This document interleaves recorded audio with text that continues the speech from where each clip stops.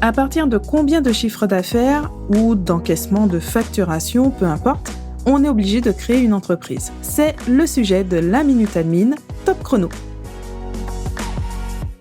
Ça va être très rapide de répondre à cette question, c'est dès le premier euro. L'histoire de la tolérance, comme quoi on n'est pas obligé de créer son entreprise au début, on peut attendre un certain seuil, un certain temps ou n'importe quel autre critère, c'est un mythe. Ça n'existe pas. En tout cas, au niveau fiscal, ne dites pas ça aux impôts parce que dès le premier euro, on va vous réclamer les impôts et dès le premier euro, si vous ne cotisez pas, c'est du travail au noir. Bref, l'administration n'a pas ce type de tolérance et c'est justement pour ça que le statut de la micro-entreprise, statut entre guillemets, a été créé. C'est pour faciliter la création d'entreprises pour les petites activités complémentaires, pour simplement une activité qu'on voudrait tester, pour avoir quelque chose de très simple, très flexible, et donc en même temps encourager à créer son entreprise, à déclarer son activité. La vraie question, c'est surtout de savoir est-ce qu'il s'agit d'une activité réalisée à titre indépendant, une vraie activité professionnelle qui est là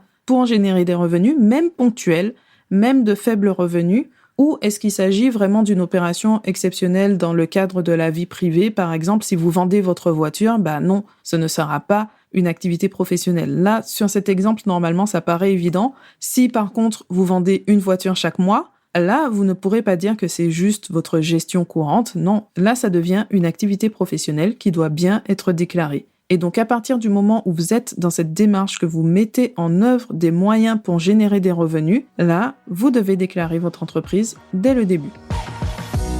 La Minute Admin, c'est le format court du podcast J'aime la paperasse où j'aborde une actualité, une information, une astuce ou alors je réponds à la question d'un auditeur en moins de 2 minutes, montre en main. Pour aller plus loin, retrouvez les épisodes au format long et également les interviews et bien sûr toutes les ressources disponibles sur j'aime-la-paperasse.com. Merci pour votre écoute et à bientôt pour un nouvel épisode.